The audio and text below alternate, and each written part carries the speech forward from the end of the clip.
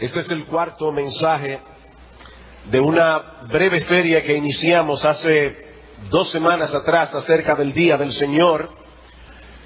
Yo sé que estoy consciente que el sermón de esta mañana exigía mucha atención. Yo espero que este sea más liviano, no más ligero ni superficial, sino más liviano.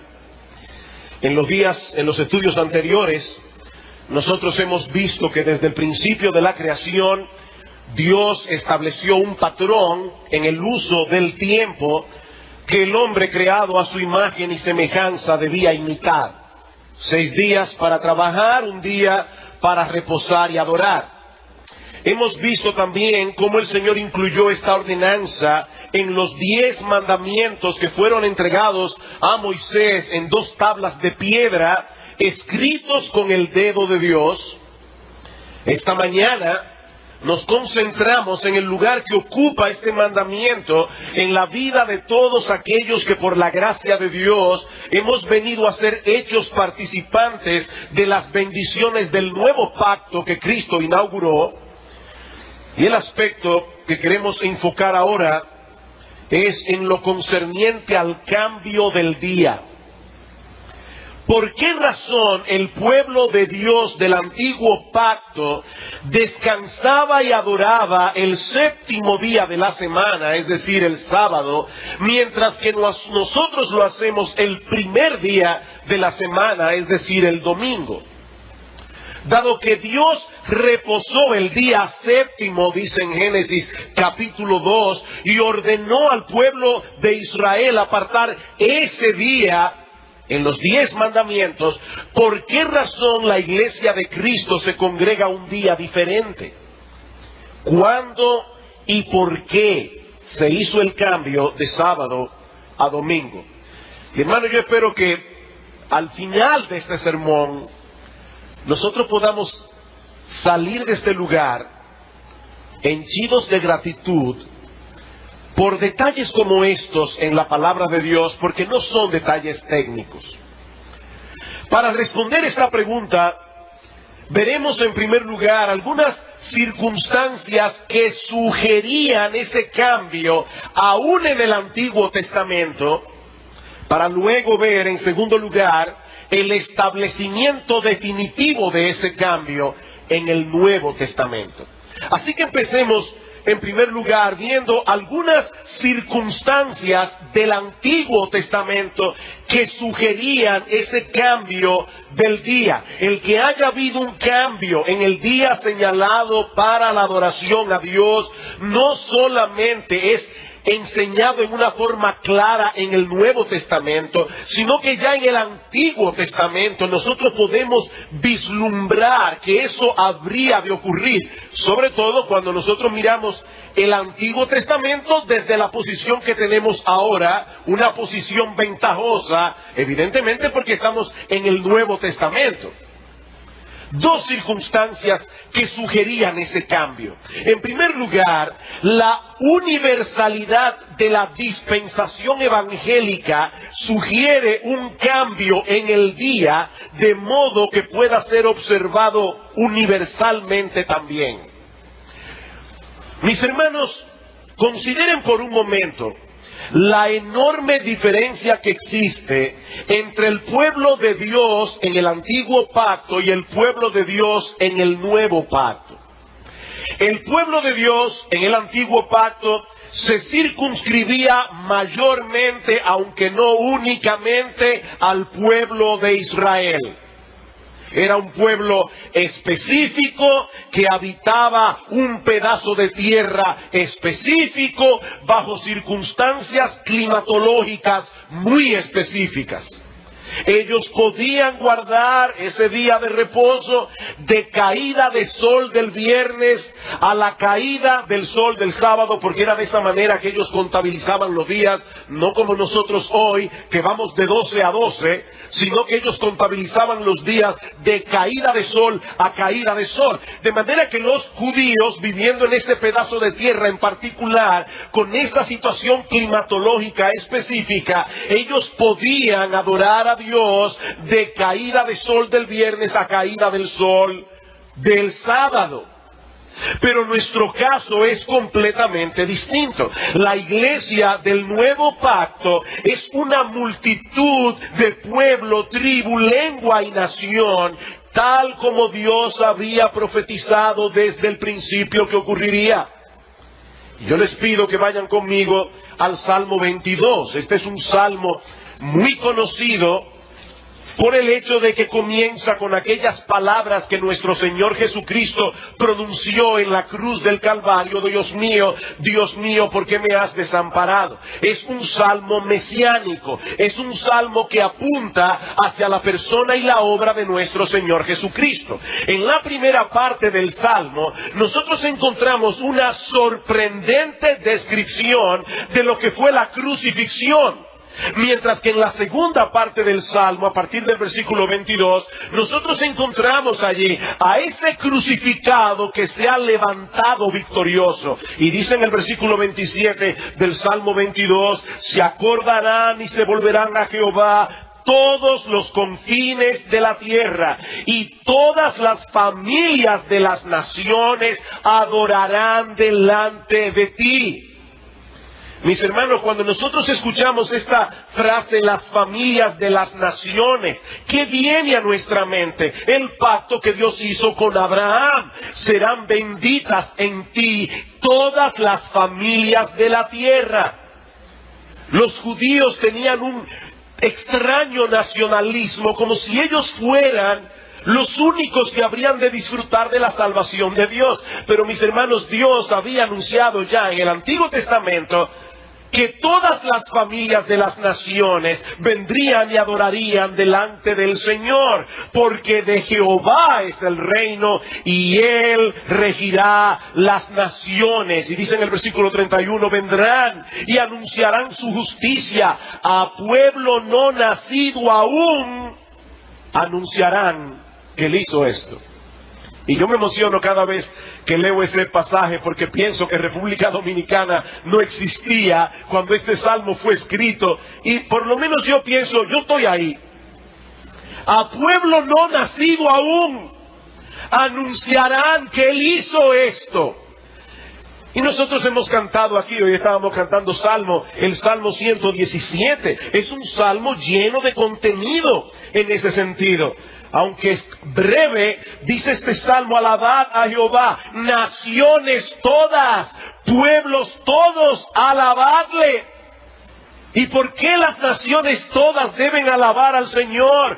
Porque ha engrandecido sobre nosotros su misericordia, y la fidelidad de Jehová es para siempre. Hay un momento. Dice aquí que todas las naciones deben alabar al Señor por la misericordia que ha tenido con el pueblo de Israel. Sí, eso es exactamente lo que dice el salmista. El salmista es un judío. Y él está invitando a todas las naciones: alaben al Señor, porque Él ha engrandecido sobre nosotros su misericordia. Y ahora vosotras, todas naciones, se pueden beneficiar de la misericordia de Dios. Así que el Antiguo Testamento anunciaba de antemano que algún día, la salvación del Señor habría de cubrir la tierra, la universalidad del Evangelio.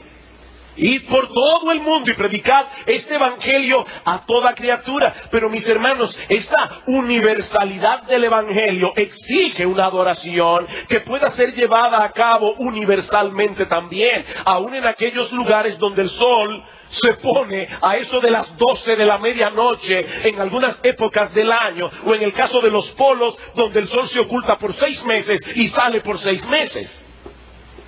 Yo me pregunto cómo adorarán algunos que todavía quieren aferrarse a ese patrón del antiguo pacto de adorar de caída de sol del viernes a caída de sol del sábado. ¿Cómo adorarán en el polo?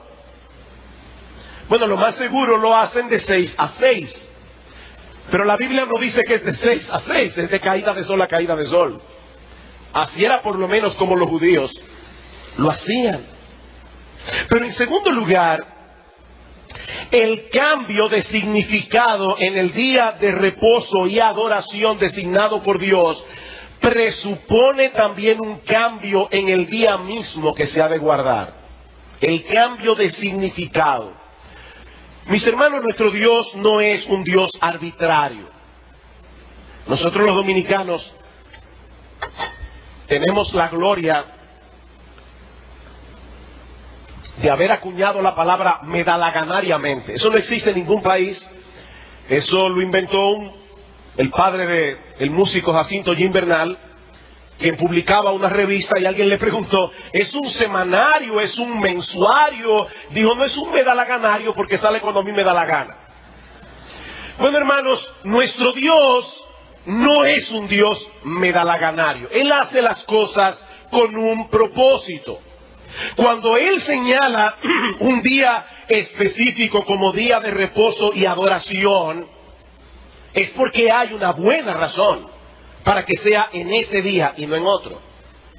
En el huerto del Edén, el día señalado fue la culminación de su obra creadora, como vimos en Génesis capítulo 2, versículos 1 al 3. Y en Éxodo capítulo 20, nosotros vemos que esa es la razón ratificada por Dios para que los judíos guardaran ese mismo día. Sin embargo, en el pueblo de Israel, el día señalado cobró un significado distinto, adicional, no distinto, adicional, al haber sido librados de la esclavitud de Egipto. Deuteronomio capítulo 5. Deuteronomio capítulo 5, vamos a leer los versículos 12 al 15. Dice, guardarás el día de reposo para santificarlo como Jehová tu Dios te ha mandado. 6 días trabajarás y harás toda tu obra, mas el séptimo día es reposo a Jehová tu Dios. Y dice más o menos lo mismo que en Éxodo 20. Pero ahora el versículo 15 dice, acuérdate que fuiste siervo en tierra de Egipto y que Jehová tu Dios te sacó de allá con mano fuerte y brazo extendido, por lo cual Jehová tu Dios te ha mandado que guardes el día de reposo. Noten cómo ahora no solamente los judíos debían recordar la creación, ellos también debían recordar la redención. Por supuesto, esto no contradice lo que dice Éxodo 20. Porque ¿cómo comienza Éxodo 20? Yo soy Jehová tu Dios que te saqué con mano fuerte de mano de la tierra de Egipto. Así que hay una conexión entre la creación y la redención. Bueno, mis hermanos, como veremos en un momento, los creyentes del nuevo pacto conmemoran una nueva creación y una nueva redención, lo que también sugiere un cambio en el día. Ya nosotros no conmemoramos el hecho de que Israel haya sido libertado de la esclavitud en Egipto, y por lo tanto no hay ninguna razón para seguir observando el día en que ellos conmemoraban dicho evento. Ahora yo repito lo que dije hace un momento. Estas dos declaraciones apenas sugieren la posibilidad de que habría de efectuarse un cambio en el día de adoración del pueblo de Dios. Sin embargo, cuando nosotros llegamos al Nuevo Testamento, encontramos allí indicios muy claros de que ese cambio fue gradual pero definitivamente efectuado. En primer lugar, nada se nos dice en el Nuevo Testamento acerca de adorar a Dios en el séptimo día, después de los evangelios, obviamente. Y este silencio, mis hermanos, es muy elocuente, sobre todo tomando en consideración que la iglesia nació y se crió, por decirlo de alguna manera, en el seno de una comunidad judía. Sin embargo, en ningún lugar del Nuevo Testamento encontramos a los apóstoles apartando ese día para la adoración a Dios, ni mucho menos ordenando tal cosa a la iglesia. Ahora, aquí es necesario hacer una aclaración. Si alguna vez ustedes se topan con un adventista del séptimo día, es muy probable que les señale algunos textos en el libro de los Hechos, donde nosotros encontramos a Pablo yendo a las sinagogas los días sábado. Ahora yo me pregunto, ¿acaso demuestra eso que el apóstol Pablo guardaba el séptimo día? Por supuesto que no. ¿En qué otro lugar encontraría Pablo a los judíos para predicarles el evangelio si no era en las sinagogas precisamente ese día? ¿No fue el mismo Señor Jesucristo quien ordenó expresamente que el Evangelio llegara primero a los judíos y después a los gentiles? Bueno, al ir a las sinagogas para aprovechar el hecho de que ellos se reunían en ese lugar en ese día, eso fue un paso inteligente de Pablo para obedecer el mandato expreso del Señor. Pero repito que nada se nos dice en el Nuevo Testamento, ni siquiera se sugiere de que debamos adorar a Dios en el séptimo día. En segundo lugar, el énfasis que encontramos en el Nuevo Testamento sobre el primer día de la semana, tanto en el ejemplo de Cristo como en el de los apóstoles, no deja lugar a dudas en cuanto al día señalado para la adoración de la iglesia. Mis hermanos, vamos a ir al Nuevo Testamento. Yo quiero que ustedes vean algunos versículos rápidamente. En primer lugar, nuestro Señor Jesucristo se levantó de la tumba el primer día de la semana, completando de ese modo la obra redentora que inaugura la entrada en vigor del nuevo pacto. Y los 4 evangelios se encargan de establecer esta verdad con toda precisión. Mateo capítulo 28, versículo 1. Pasado el día de reposo, al amanecer del primer día de la semana, vinieron María Magdalena y la otra María a ver el sepulcro y encontraron que el Señor había resucitado. A veces uno le pregunta a un niño, ¿cuántos años tú tienes? Y el niño dice, 12 para 13. Evidentemente, si tiene 12 va para 13. No podía ir a otro número. Bueno, mis hermanos, si la Biblia dice pasado el día de reposo, evidentemente era el primer día de la semana. Sin embargo, los apóstoles, los evangelistas, no quisieron dejar esa información implícitamente. El texto dice, pasado el día de reposo, al amanecer del primer día de la semana. Ellos quieren resaltar el hecho de que fue en el primer día de la semana. Marcos 16.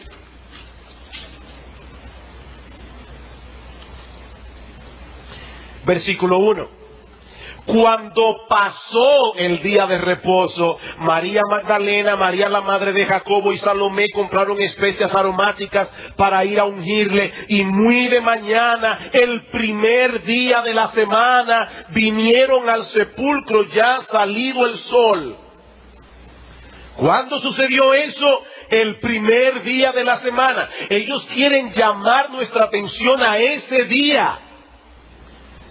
No voy a buscar los textos, pero lo mismo pasa en Lucas 24:1 y en Juan 20:1. El Señor Jesucristo no se levantó de la tumba el sábado, tampoco lo hizo el lunes, resucitó el primer día de la semana, el domingo, sellando así su obra de redención y dando inicio a una nueva creación. Pero no solo eso. Sus primeras apariciones como Cristo resucitado ocurrieron también el primer día de la semana. Luego de haber aparecido a María Magdalena esa mañana y a 2 de sus discípulos que iban camino a Emaús, el Señor se presentó esa noche en el lugar donde los discípulos estaban reunidos. Y no hay que tener mucha imaginación para suponer por qué estaban reunidos. Ese día habían pasado muchas cosas extrañas. Y dice en Juan capítulo 20, versículo 19, cuando llegó la noche de aquel mismo día, el primero de la semana, pues ya había dicho que era el primero de la semana en el versículo 1, pero no lo quiere dejar implícito, sino explícito. Cuando llegó la noche de aquel mismo día, el primero de la semana, estando las puertas cerradas en el lugar donde los discípulos estaban reunidos por miedo de los judíos, vino Jesús y puesto en medio les dijo, paz a vosotros. Y yo lamento que no pueda ahora entrar en todas las consideraciones de lo que esa frase significa. Y cuando les hubo dicho esto, les mostró las manos y el costado, y los discípulos se regocijaron viendo al Señor. Dice que puesto en medio.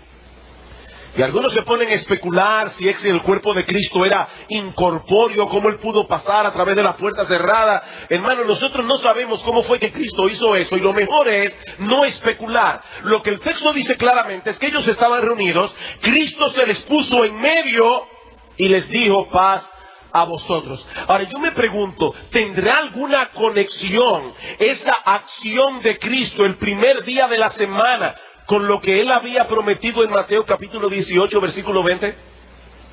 Donde estén 2 o 3 congregados en mi nombre, ahí estaré yo en medio de ellos. Que a su vez está conectado con Éxodo capítulo 20, versículo 24. Dice en Éxodo 20: altar de tierra harás para mí, y sacrificarás sobre él tus holocaustos y tus ofrendas de paz, tus ovejas y tus vacas. Y ahora escuchen: en todo lugar donde yo hiciere que esté la memoria de mi nombre, vendré a ti y te bendeciré.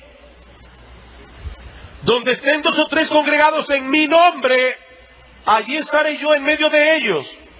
Estando los discípulos reunidos, Cristo vino, se puso en pie en medio de ellos y dijo: paz a vosotros. Donde quiera que yo elija poner la memoria de mi nombre, vendré a ti y te bendeciré. Pero no solo eso. En aquella ocasión, un apóstol estaba ausente, el apóstol Tomás. Y él no quiso creer el testimonio que los demás le daban de la resurrección de Cristo. ¿Qué hizo el Señor? Que se les apareció nuevamente. ¿Cuándo? El próximo domingo, Juan capítulo 20, versículo 26. 8 días después, y aquí es importante que aclare que los judíos, cuando contaban los días, ellos contaban el mismo día que estaba pasando como uno más. Por ejemplo, si yo voy a decir de aquí al martes, son 3 días, porque contaría domingo, lunes y martes. Así que el 8º día de la semana no es más que el próximo domingo. Y eso es algo que todos los comentaristas están de acuerdo. Así que cuando 8 días después estaban otra vez sus discípulos dentro, y con ellos Tomás, Jesús llegó estando las puertas cerradas y se puso en medio y les dijo: paz a vosotros. Otra vez la misma acción.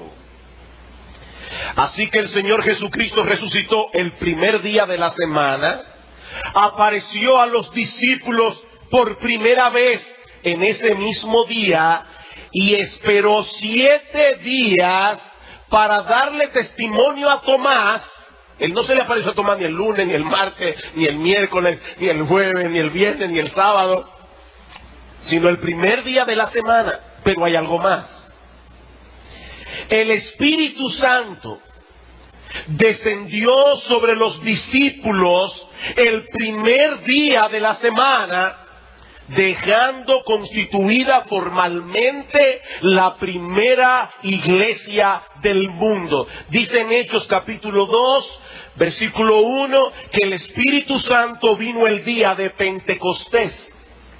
Si ustedes luego buscan en sus Biblias Levítico capítulo 23, versículos 15 al 16, verán allí que Pentecostés siempre se celebraba en el primer día de la semana. Pentecostés siempre caía en domingo, porque se contaban 7 semanas cumplidas después del último día de reposo de las fiestas de las gavillas. Se celebraba la fiesta de las gavillas, se contaban 1 sábado, 2 sábados, 3 sábados, 4 sábados, 5 sábados, 6 sábados, 7 sábados, y al día siguiente, es decir, el domingo, el primer día de la semana, se celebraba Pentecostés. En ese día se ofrecía al Señor los primeros frutos de la cosecha. Y en ese mismo día, la iglesia de Cristo cosechó sus primeros frutos de salvación a través de la predicación del Evangelio. En cuarto lugar, vemos que al principio la iglesia en Jerusalén se reunía todos los días, en Hechos capítulo 2. Sin embargo, a medida que va pasando el tiempo, ellos van asumiendo otro patrón. Y en Hechos capítulo 20, nosotros encontramos un dato importante. Hechos capítulo 20, versículo 7.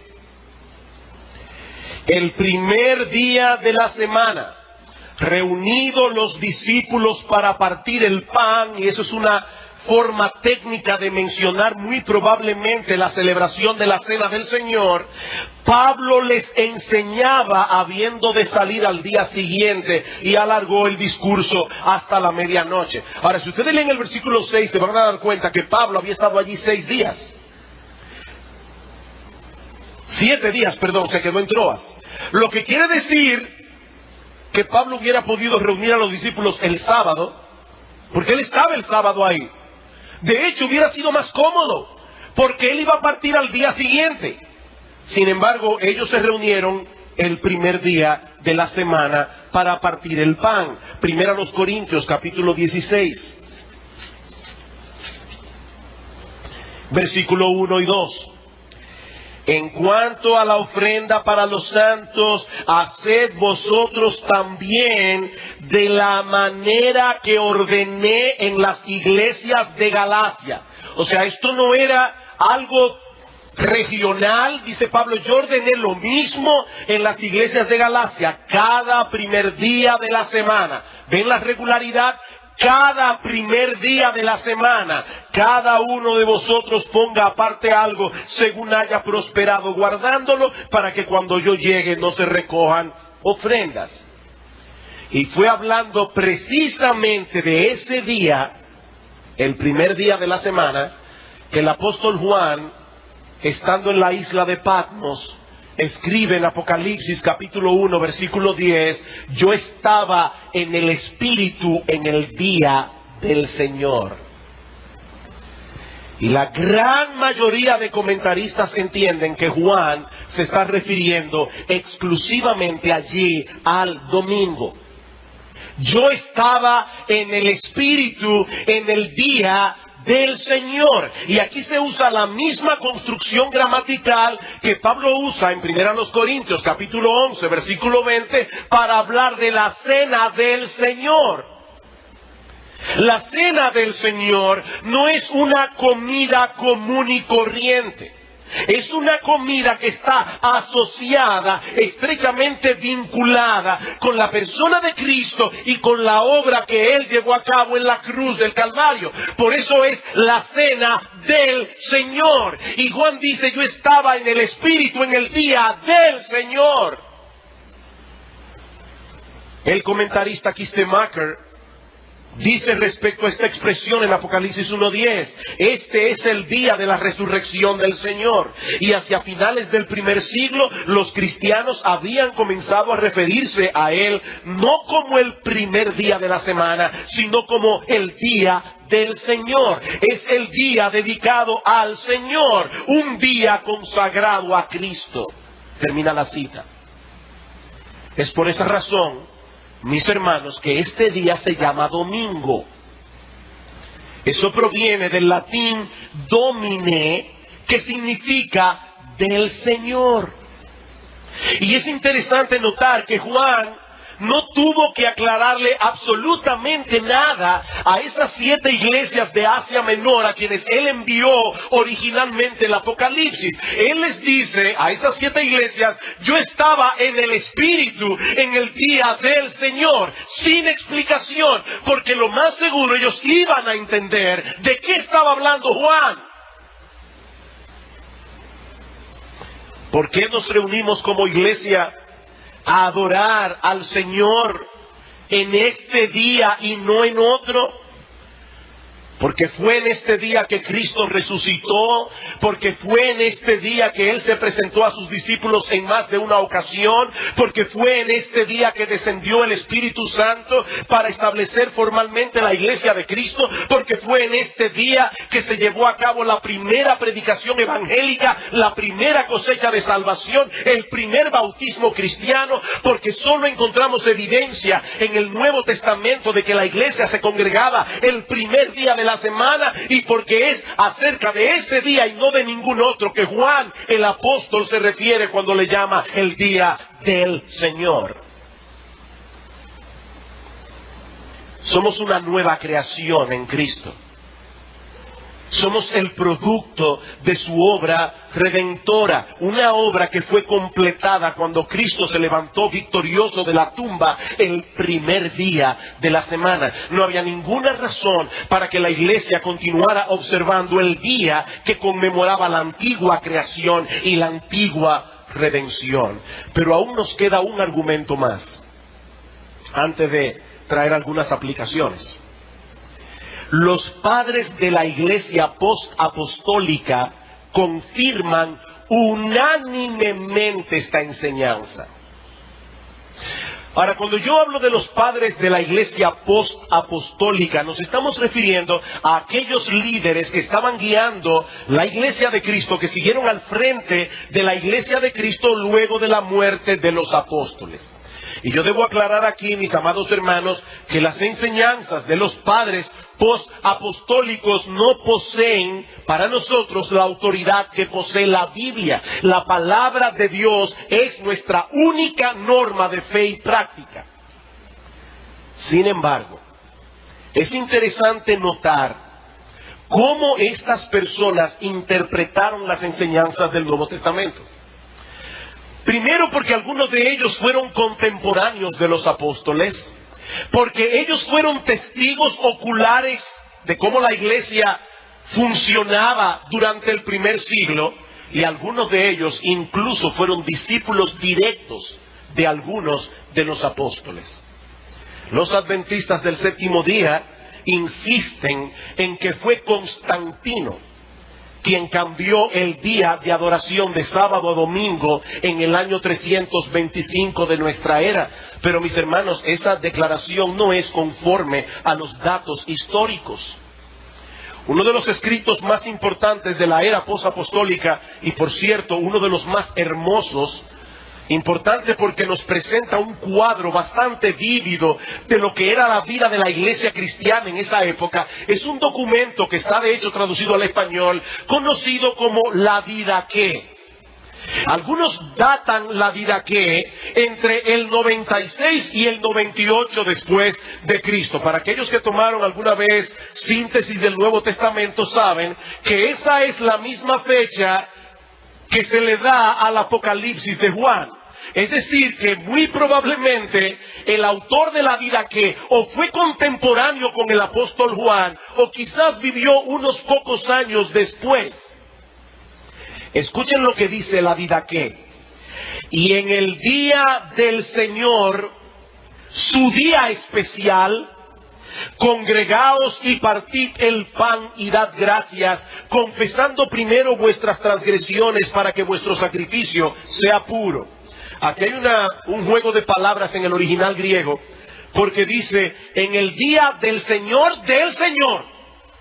y por eso algunos lo traducen en el día del Señor, su día especial. Ignacio de Antioquía, discípulo del apóstol Juan, nació el 31, murió en el 107. Dice, no debemos sabatizarnos más, sino que debemos guardar el día del Señor en el cual nuestra vida fue levantada. Y en otro lugar escribió, este es el día del Señor, el día consagrado a la resurrección, el más importante de todos los días. Justino mártir, nació en el 100, fue martirizado en el 165. En uno de sus diálogos con un judío, dice que los cristianos no celebran las festividades judías ni observan sus sábados, Pero en otro lugar escribió: en el día que llamamos domingo se realiza una asamblea de todos los que viven en la ciudad y en el campo, en la cual son leídas la memoria de los apóstoles y los escritos de los profetas. Por cierto, algo que nosotros hacemos en cada uno de nuestros cultos: leer regularmente la palabra de Dios en el Antiguo Testamento y en el Nuevo Testamento. Dice Ignacio: fue este día en el cual comenzó la creación del mundo y en el cual Cristo se levantó de los muertos. La epístola de Bernabé, alrededor del 130, dice: no son vuestros sábados presentes los que son aceptables para mí, sino el sábado que yo he hecho. Por esto también nosotros guardamos el día octavo para gozarnos, el día en que también Jesús se levantó de los muertos y, habiendo sido manifestado, ascendió a los cielos. Ireneo, discípulo de Policarpo, quien a su vez fue discípulo del apóstol Juan, del año 130 al 195, en el día del Señor, cada uno de los cristianos guarda el día de reposo, meditando en la ley y regocijándonos en las obras de Dios. Tertuliano, 160 al 220 después de Cristo, dice: celebramos el domingo como un día de gozo. En el día del Señor pensamos que es incorrecto ayunar o aún postrarnos en oración, porque era una fiesta. Ellos les pedían a los cristianos que no ayunaran ese día, porque el ayuno va conectado con tristeza, y este es un día de gozo. Clemente de Alejandría, contemporáneo de Tertuliano, murió alrededor del 211. Dice: un verdadero cristiano, de acuerdo con lo ordenado en el Evangelio, observa el día del Señor, echando fuera todos los malos pensamientos y dedicándose a todo lo bueno, honrando la resurrección del Señor, la cual tomó lugar en ese día. Y yo no voy a seguir ampliando las citas. Yo creo que estas son suficientes para probar que no fue Constantino en el año 325 que hizo el cambio. De hecho, es interesante notar que estas citas que yo he traído provienen de lugares muy distantes entre sí, regiones muy apartadas: Antioquía de Siria, Palestina, Alejandría, Bitinia en Asia Menor. ¿Saben lo que eso indica? Que la práctica de congregarse el primer día de la semana era muy extendida a principios del segundo siglo.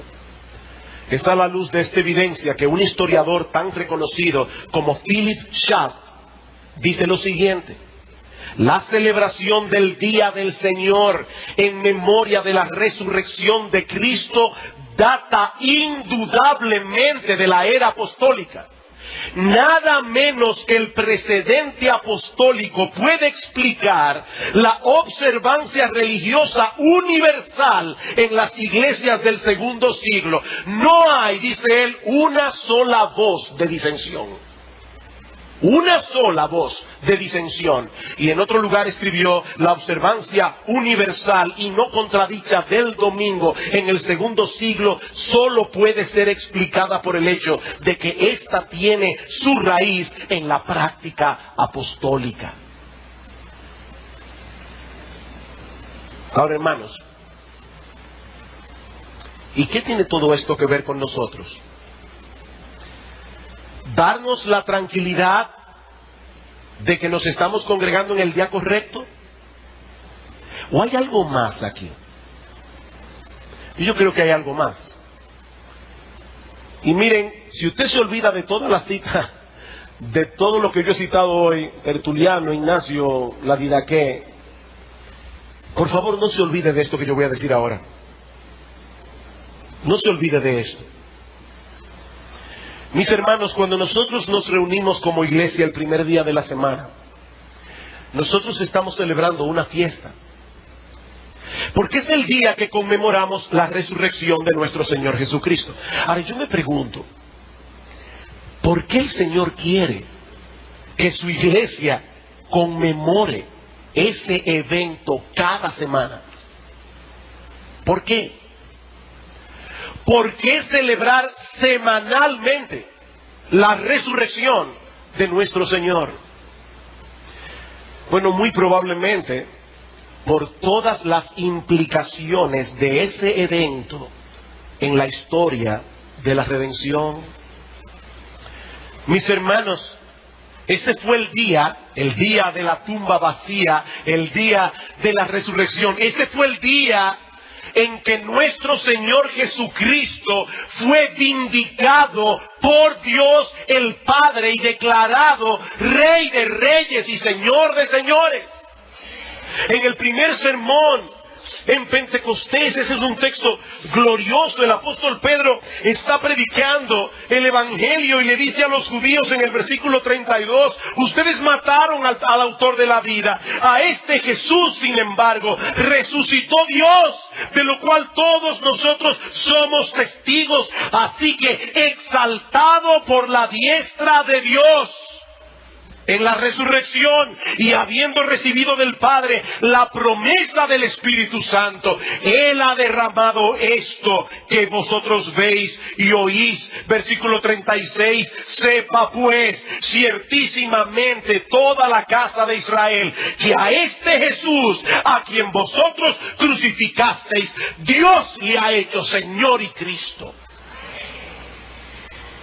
Mis hermanos, este fue el día en que Dios el Padre hizo una declaración pública acerca del Hijo de su amor. Este fue el día en que Dios el Padre vindicó cada una de las cosas que Cristo dijo de sí mismo durante todo su ministerio terrenal. Yo soy el pan de vida, yo soy el camino, la verdad y la vida. Nadie viene al Padre sino por mí. Y por medio de la resurrección, Dios el Padre estaba diciendo ese día: así es, escuchen a mi Hijo, porque Él y nadie más es Rey de Reyes y Señor de señores. Por eso Pablo dice en Romanos capítulo 1 versículo 4 que Cristo según la carne era hijo de David, pero que fue declarado hijo de Dios por la resurrección de los muertos. Pero no solo eso, mis hermanos. Este no solamente fue el día en el que Dios el Padre vindicó públicamente a Dios el Hijo. Mis hermanos, la resurrección de nuestro Señor Jesucristo confirma que Dios el Padre aceptó su sacrificio. Y eso significa, mis amados hermanos, que todos nuestros pecados, los pasados, los presentes y los porvenir, ya fueron pagados por nuestro Señor Jesucristo en la cruz del Calvario. Dios el Padre aceptó eso. Dice en Romanos capítulo 4 versículo 25 que Cristo fue entregado por nuestras transgresiones y resucitado para nuestra justificación. Si Cristo no se hubiera levantado de los muertos, dice Pablo en 1 Corintios capítulo 15, nosotros todavía estaríamos en nuestros pecados y seríamos hallados los seres más dignos de conmiseración de todos los hombres. Pero ahora Cristo ha resucitado de los muertos. Y cuando nosotros lleguemos al cielo, podemos llegar allí con toda seguridad, con toda confianza, sabiendo que ya no tenemos deudas pendientes con la justicia divina, porque el mismo Dios y Padre declaró públicamente haber aceptado lo que Cristo hizo a favor tuyo y a favor mío, resucitándolo de los muertos. Pero no solamente eso. La resurrección de nuestro Señor Jesucristo, mis amados hermanos, asegura nuestra santificación. Mis hermanos, qué difícil es la lucha con el pecado día tras día, día tras día. Y a veces pensamos, ¿podré yo seguir corriendo la carrera con paciencia hasta el día de mi coronación? Ah, mi hermano, recuerda que Cristo resucitó de los muertos. Y porque Cristo resucitó de los muertos, ahora tú puedes crecer en santidad. Dice en el versículo 8 de Romanos 6, y si morimos con Cristo, creemos que también viviremos con Él, sabiendo que Cristo, habiendo resucitado de los muertos, ya no muere. La muerte no se enseñorea más de Él, porque en cuanto murió, al pecado murió una vez por todas, mas en cuanto vive, para Dios vive. Así también vosotros, consideraos muertos al pecado, pero vivos para Dios en Cristo Jesús, Señor nuestro. Cuando Cristo se levantó de la tumba al tercer día, nosotros fuimos levantados juntamente con Él para vivir en novedad de vida. Una vida que, como veíamos esta mañana, es capaz de obedecer a Dios. No perfectamente, pero sí sinceramente. Nosotros podemos crecer en santidad. Nosotros no somos esclavos del pecado. ¿Saben por qué? Porque Cristo se levantó de los muertos. Pero no solo eso. La resurrección de nuestro Señor Jesucristo asegura nuestra resurrección. Primera a los Corintios capítulo 15, versículo 20. Dice Pablo: mas ahora Cristo ha resucitado de los muertos, primicias de los que durmieron es hecho. Él es el primer fruto, nosotros le seguimos detrás. Porque por cuanto la muerte entró por un hombre, también por un hombre la resurrección de los muertos. Porque así como en Adán todos mueren, también en Cristo todos serán vivificados. Ahora bien, mis hermanos, yo me pregunto, ¿serían diferentes nuestros cultos de adoración que celebramos cada primer día de la semana si cada uno de los miembros de esta iglesia se preparara adecuadamente para adorar a nuestro Señor, considerando lo que estamos conmemorando en este día? ¿Sería diferente si nosotros tomamos tiempo antes de venir a la iglesia y decimos: oh Señor, este es el día en que Cristo fue vindicado? Oh mi Señor, este es el día en que por tu resurrección todos mis pecados fueron borrados. Mi Señor, este es el día en que porque tú te levantaste de los muertos, yo no tengo que estar esclavizado al pecado. Señor, este es el día en que porque tú te levantaste de los muertos, yo puedo estar completamente seguro que el día que me toque a mí partir, este cuerpo que se va a podrir en una tumba será llamado por tu voz y también resucitará en gloria. Yo me pregunto, si nosotros meditáramos en todo lo que este culto conmemora, ¿sería diferente nuestra fiesta de adoración? Mis hermanos, no vengamos por inercia cada primer día de la semana. No vengamos a la iglesia por costumbre. Lo que se está celebrando hoy aquí es algo inmensamente glorioso. El Señor resucitó. El Señor resucitó y al levantarse de los muertos fue exaltado por el Padre, confirmó el perdón de todos nuestros pecados, aseguró nuestra santificación y aseguró nuestra propia resurrección y glorificación. ¿Con qué espíritu deberíamos nosotros venir a esta fiesta cada primer día de la semana? Mis hermanos, nosotros adoramos a un gran Salvador. Él es glorioso, lleno de gloria, lleno de poder, lleno de majestad. No vengas por inercia a esta fiesta de adoración. Prepara tu corazón. Medita en lo que estamos celebrando aquí. Porque lo que estamos celebrando aquí tiene que ver contigo y conmigo. Lo que estamos celebrando aquí es la mejor noticia que alguna vez haya sido proclamada.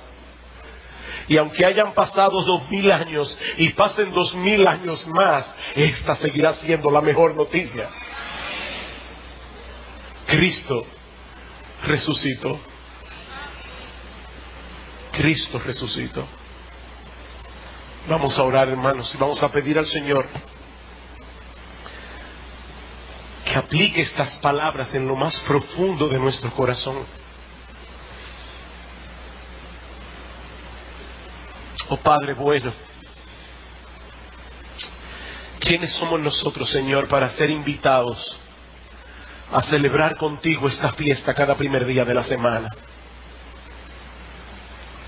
Oh Señor, gracias por Cristo, gracias por nuestro precioso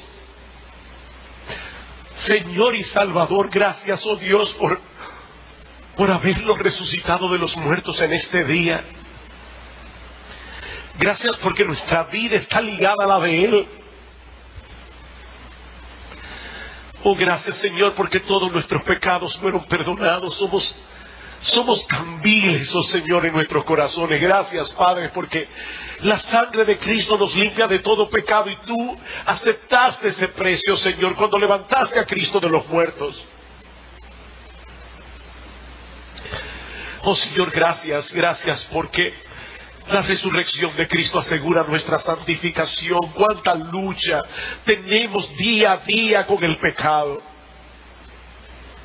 Gracias, Señor, porque algún día este cuerpo mortal que se duele, que sufre, que se cansa, que se distrae, algún día, Señor, este cuerpo de humillación será transformado conforme al cuerpo de la gloria suya.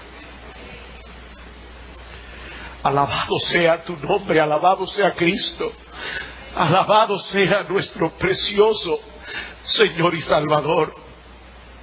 Oh Padre, bendice tu palabra en nuestros corazones. Ayúdanos, Señor, somos débiles. Ayúdanos a vivir a la altura de nuestra vocación, porque te lo pedimos en el nombre de Cristo. Amén.